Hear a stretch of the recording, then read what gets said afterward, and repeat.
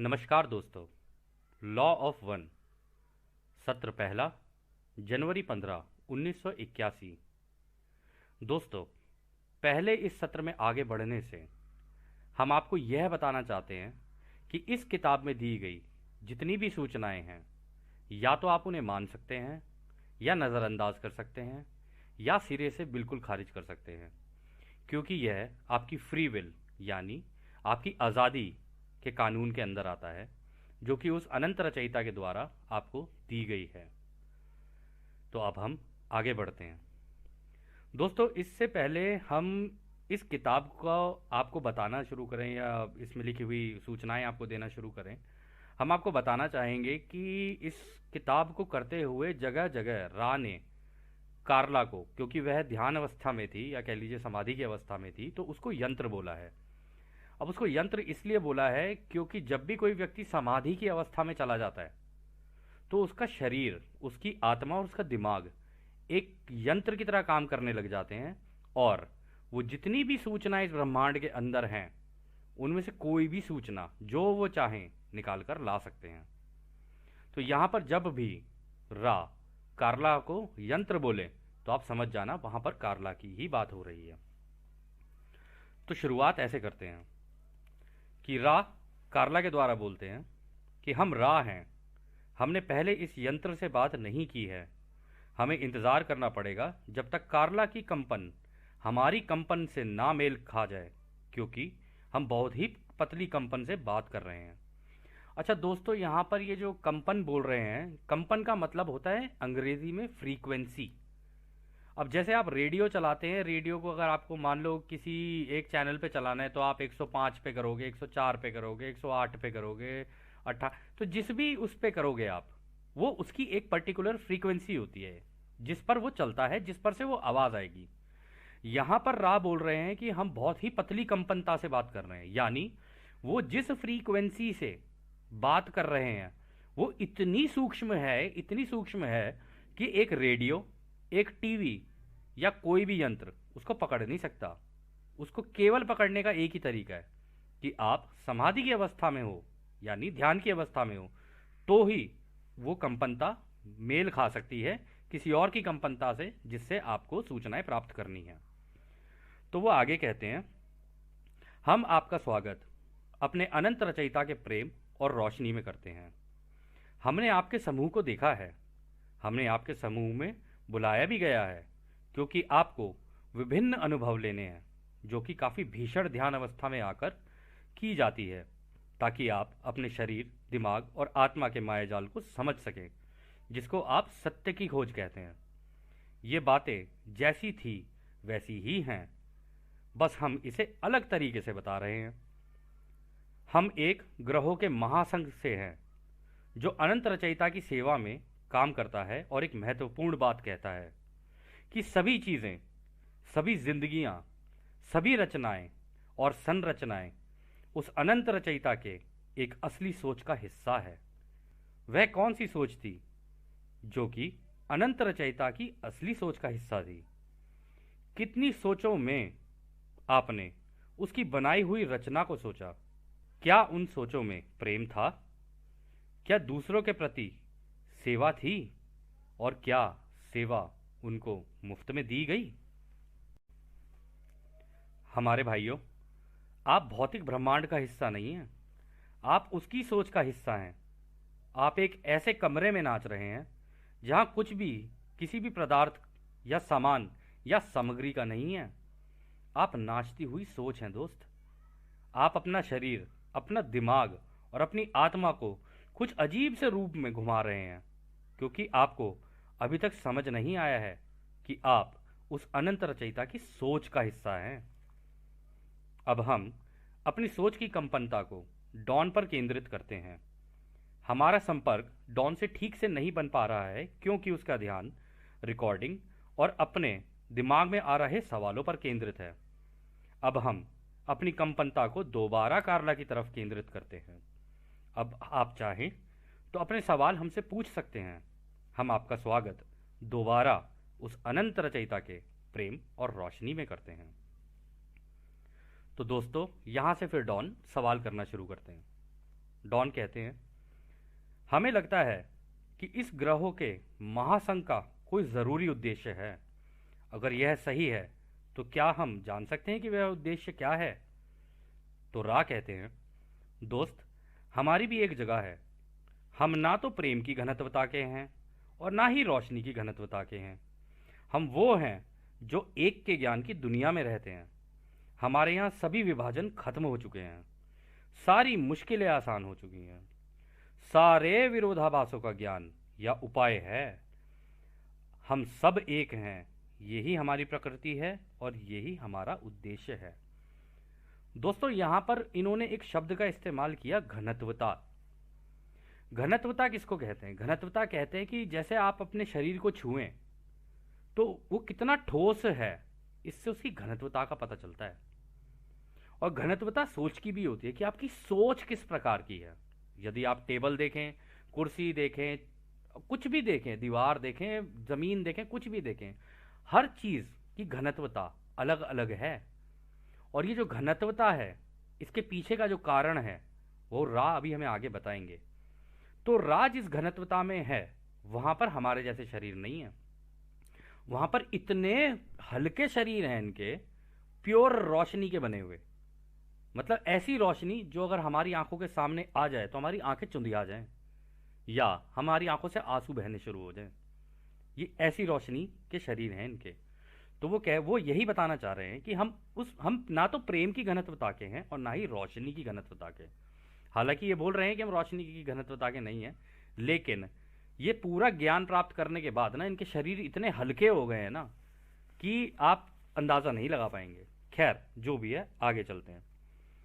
तो रा कहते हैं, हम तुम्हारी धरती पर बहुत पुराने हैं और इस एक के ज्ञान को कई हद तक अपनी सेवा के रूप में दे चुके हैं, जिसमें हमने बताया था कि सब एक है, आप सब और आपकी प्रकृति भी एक है। हम आपकी धरती पर चल चुके हैं, हमने आपके चेहरे भी देखे हैं, परंतु ये हमारे ग्रहों के महासंघ के सारे लोगों ने अनुभव नहीं किया है। हमें पता चला है कि यह कारगर साबित नहीं हो पाया है। पहले भी जब भी हमने कोशिश की, यह कारगर साबित नहीं हुआ। हालांकि हम इसे अपना उत्तरदायित्व मानते हैं कि जो शक्तियां और समझदारी हमें इस एक के ज्ञान से मिली हैं, हम उनको आपसे आज भी साझा कर सकें। हम इसको आपके इस युग या साइकिल के अंत होने तक करते रहेंगे, और अगर इसमें ना कर पाए तो अगली में करेंगे। हम समय का हिस्सा नहीं हैं, इसलिए हम आपके किसी भी समय में आ सकते हैं। क्या ये जानकारी आपको हमारा उद्देश्य जानने के लिए काफ़ी है, हमारे दोस्त, हमारे भाई? तो डॉन कहते हैं, जी हाँ, धन्यवाद। फिर अगला सवाल डॉन करते हैं, हमने ये रा नाम मिस्र की सभ्यता में सुना है, क्या आप उस रा से कोई संबंध रखते हैं? तो रा कहते हैं, हाँ मेरे भाई, वो रा हम ही हैं। तो डॉन कहते हैं, क्या आप बता सकते हैं कि मिस्र की सभ्यता में आपकी क्या भूमिका थी? तो रा कहते हैं, ये जो शब्द रा है, ये हमारी ही पहचान है। हम एक ऐसा समूह हैं जो दिमाग में ही एक दूसरे से बात कर सकते हैं, जिसको तुम टेलीपैथी बोलते हो। दोस्तों, टेलीपैथी एक ऐसा तरीका है जिसमें आपको मुंह से बोलने की कोई ज़रूरत नहीं है। आप दिमाग से दिमाग में बात कर सकते हो, मस्तिष्क से मस्तिष्क में। आपको किसी भी माध्यम की ज़रूरत नहीं है बीच में बात करने के लिए। आपने कभी कभी अपनी ज़िंदगियों में भी देखा होगा, और हंसी मजाक में हम कभी कभी एक दूसरे को बोल देते हैं, अरे वाह यार, तूने तो मेरे दिल की बात छीन ली। वो दिल की बात नहीं छीनी होती है, वो दिमाग में जो आपके बात आई होती है ना, वो बात सामने वाले के दिमाग में उसी वक्त फ्रीक्वेंसी मैच की, यानी कंपनता दोनों की मैच की, इसलिए सामने वाले को पता चल गया कि आप क्या सोच रहे हो। परंतु खैर, ज़्यादातर देखा जाए तो हम लोग इसे नज़रअंदाज करते हैं, पर क्या करें, बड़े बड़े ग्रहों में ऐसी छोटी छोटी बातें तो होती ही रहती है ना सेनोरीटा। कोई बात नहीं, आगे चलते। तो आगे रहा कहते हैं, हम सब की सोच एक ही है। हमने उस समय पर मिस्र की सभ्यता से संपर्क किया था। हमारी ही घनत्वता के दूसरे भाइयों ने तुम्हारे दक्षिणी अमेरिका के लोगों को भी संपर्क किया था, जिसको तुम अटलांटिस या खो गई या डूब गई सभ्यता भी बोलते हो। हमारा उद्देश्य वहां पर भी एक का ज्ञान देना ही था। दोस्तों, आपको शायद ये ना पता हो, लेकिन काफी समय पहले, अब ये कितना पुराना था कितना नहीं था, ये ये जो सूचना है ये आगे आगे आपको मिलती जाएगी। तो पहले के ज़माने में एक सभ्यता हुआ करती थी जिसको बोलते थे अटलांटिस की सभ्यता। अगर आप इसको कभी चेक करेंगे तो इस सभ्यता के साथ कुछ ऐसा हुआ था कि रातों रात पूरी की पूरी सभ्यता ही मर गई थी, गायब, डूब ही गई पूरी नदी उसके अंदर, समुद्र के नीचे। अब उसका कारण क्या था, क्या हुआ उस समय पर, ये सारी जानकारियां आपको इसी किताब में प्राप्त होंगी। अगर आप बने रहे अंत तक तो आप देखेंगे कि कितना बड़ा ज्ञान का भंडार खुला है आपके सामने। खैर, आगे चलते हैं। तो रा कहते हैं, हम एक ऐसे व्यक्ति से मिले थे जिसने इस एक के ज्ञान को सुना और समझा भी, और ऐसे पद पर था कि उसने इस एक के ज्ञान को दूसरों को जागरूक भी किया। हालांकि उस जगह के और उस समय के धर्म रक्षकों ने और अन्य लोगों ने फटाफट हमारा संदेश खराब कर दिया। उसमें से हमारा प्रेम और उस अनंत रचयिता का प्रेम और हमारी सहानुभूति ही निकाल दी, जिससे कि पूरे ब्रह्मांड और प्रकृति की रचना हुई है। ये प्रेम ही रचना है, इसलिए इससे कोई भी बाहर नहीं है।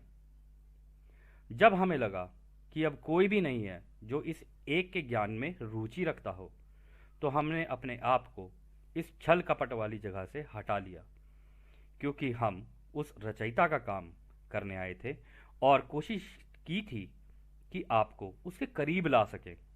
और जैसे ही हम हटे, दोबारा तुम्हारी दुनिया को छल कपट, झूठ, सही गलत और अन्य भ्रमित करने वाली बातों ने घेर लिया। हमारे भाई, क्या ये जानकारी काफ़ी है या हम इस पर और कुछ कहें? तो डॉन कहते हैं, नहीं भाई, धन्यवाद। तो डॉन अगला सवाल करते हैं, परंतु वह सवाल रिकॉर्ड नहीं हो पाया था, तो इस किताब में पता नहीं चल पाया कि असलियत में वो सवाल है क्या। तो डॉन उसको लिख भी नहीं पाए, ना तो लिख पाए ना ही उसे रिकॉर्ड कर पाए, परंतु जवाब है। अब सवाल क्या हो सकता है ये आपके ऊपर छोड़ते हैं हम, आप भी सोच सकते हैं। तो रा कहते हैं, भाई ये सोच सको तो सोचना, ब्रह्मांड अनंत है। ये सत्य है या असत्य है वह जानकारी का विषय है, परंतु हम आपको आश्वासन देते हैं कि आपका, आपके अनुभवों का और आपकी समझ का कोई अंत नहीं है। इसी को आप सत्य की खोज कहते हो। जो अनंत है उसको कभी भी काफी नहीं कहा जा सकता, क्योंकि किसी भी चीज का काफी होना एक अंत दर्शाता है। अनंत को समझने के लिए उसका एक होना समझना जरूरी है, अन्यथा अनंत होने का तो कोई मतलब ही नहीं है। अनंत रचयिता में केवल एकता ही है हमारे भाई। तुमने इसके साधारण उदाहरण देखे हैं।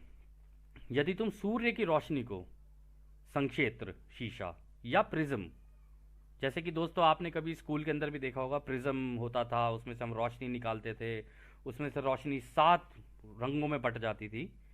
और इसको आप इंद्रधनुष में भी देखते होगे, जब इंद्रधनुष निकलता है तो 7 रंगों में निकलता है वो। तो यहाँ पर उसी की बात हो रही है। तो वो कहते हैं, यदि तुम सूर्य की रोशनी को संक्षेत्र, शीशा या प्रिज्म से निकालोगे तो वो 7 रंगों में बट जाती है, परंतु रोशनी तो एक ही है ना। ये सबसे साधारण उदाहरण है एकता का। यहां पर रा दोबारा वही बात बोलेंगे जो इस किताब की भूमिका में कहा था। रा कहते हैं, हमारे भाइयों, हमारे दोस्तों, वास्तविकता में कुछ भी सही या गलत नहीं है, कोई भी विभाजन नहीं है। ये सब कुछ जो विभाजन तुम्हें दिख रहा है वो इसलिए है कि तुम्हारा शरीर, दिमाग और आत्मा नाच रहे हैं, मजे कर रहे हैं और अनुभव ले रहे हैं। यह सब कुछ एक समय पर आकर एक ही जगह और समय में घुल मिल जाएगा। ये विभाजन बिल्कुल भी जरूरी नहीं है। ये तो तुम सबका खुद का चुना हुआ है, एक बहाना है उस रचयिता की उस एक सोच को जानने के लिए जिसने इन सब को बांध रखा है।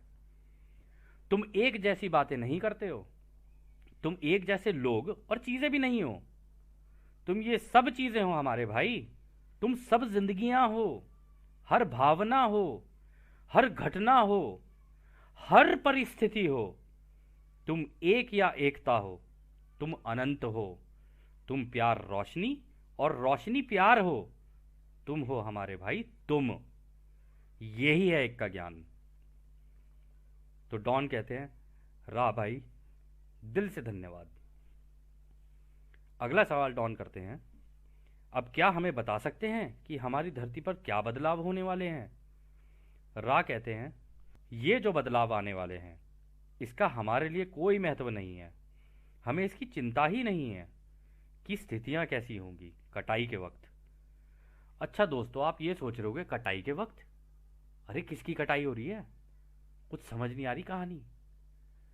दोस्तों, कटाई का मतलब अंग्रेजी में से हार्वेस्ट बोलते हैं। जब भी किसी युग की अंत होती है, जब भी कोई युग अंत होते जाता है, तो एक हार्वेस्ट होती है, जो कि हार्वेस्ट मतलब कटाई होती है। जिन जिन लोगों को सतयुग में जाना होता है वो लोग सतयुग में निकलते हैं, और जो जो सतयुग में जाने लायक नहीं होते उनके साथ कुछ और घटनाएं घटती हैं। अब आप वो सारी जानकारियां इस किताब में प्राप्त कर पाओगे कि सतयुग, सुनते तो हम सारे आए हैं, हर धर्म में इसकी बात हुई है कि एक युग परिवर्तन होता है। अच्छा, इसमें ऐसा होता है, इसमें वैसा होता है, कहानियां हम सब ने सुनी है, लेकिन ज्ञान किसी को नहीं है कि उसके अंदर जाना कैसे होता है, तरीका क्या है। तो यह किताब आपकी पूरी मदद करेगी कि उसमें जाना कैसे है। सतयुग बोल देने से सतयुग नहीं मिल जाता है, सतयुग मान लेने से सतयुग नहीं मिल जाता है। सतयुग में जाने के लिए कर्म भी करना पड़ता है वैसा। और इस किताब में दिए गए तरीके वो हैं जिससे कोई भी सतयुग में जा सकता है। यह उसकी खुद की इच्छा पर आधारित है।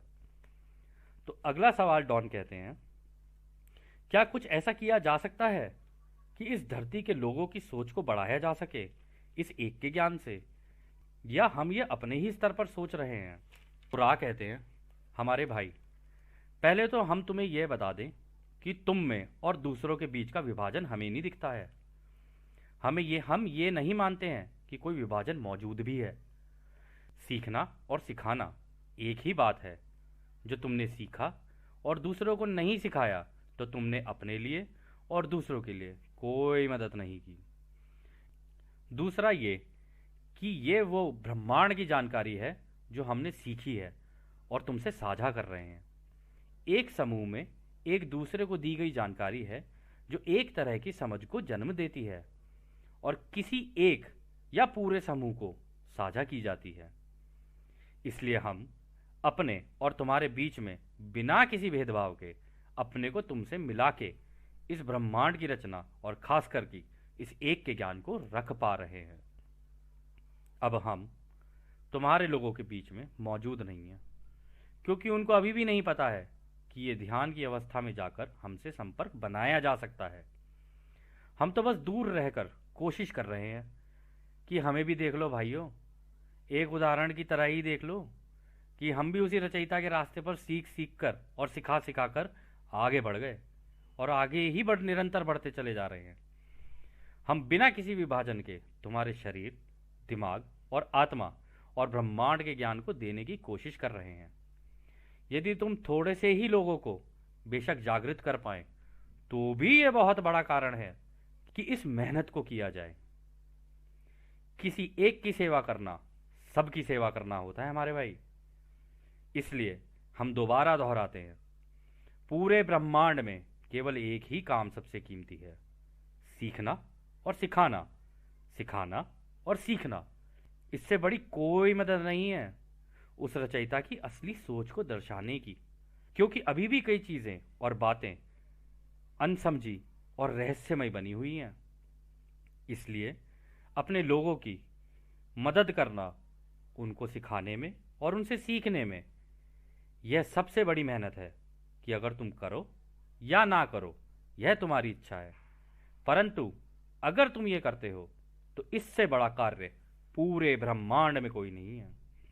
इससे ज्यादा हम दूसरों की सेवा की इच्छा को नहीं बता सकते कि इसका महत्व कितना है।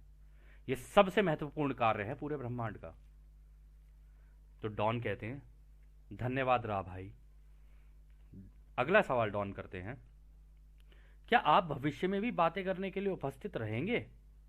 तो रा कहते हैं, हमारा कार्ला से अच्छा संपर्क बना हुआ है, क्योंकि इसको अभी भी कुछ समाधि के अनुभव हुए हैं। वो हमारी जानकारियों को आगे भी तुम्हें बताएगी। हालांकि हम तुम्हें कहेंगे कि इसका ध्यान रखना ताकि ये संपर्क बना रहे। क्या तुम जानते हो कि ये कैसे करना है? डॉन कहता है, नहीं, क्या आप बता सकते हैं? रा कहता है, जब यह समाधि अवस्था में हो तो धीरे से इसका नाम दोहराते रहना जब तक कि ये कुछ बोल ना पड़े। इसके बाद इसकी गर्दन के पीछे वाले हिस्से पर अपना हाथ प्यार से रखना ताकि इसमें ऊर्जा का संचार हो, और अंत में एक कटोरे में पानी डालकर उसमें अपने प्रेम की भावना को सोचकर कि जैसे कि वो इस पानी में जा रही हो, उसको पिला देना। इससे उसके अंदर प्रेम की कंपनता और संवेदनशीलता बढ़ जाएगी। कार्ला अभी काफी थक चुकी है, हालांकि इसका दिल ऐसा है कि वह इस कार्य के लिए किसी भी हद तक जा सकती है। हम नहीं चाहते कि इसको कुछ हो, इसलिए ये सत्र हम यहीं रोकते हैं। अब हम चलते हैं। इसको तब तक मत छूना जब तक तुम इसे इसके नाम से बुलाओ तो जाग ना जाए। अब हम चलते हैं हमारे भाइयों। हम तुमको उस अनंत रचयिता के आनंद और शांति में छोड़कर चलते हैं। आगे चलो, निरंतर चलो उस अनंत रचयिता के शक्ति, प्रेम और शांति में। आद ने हमारे भाइयों, आद ने।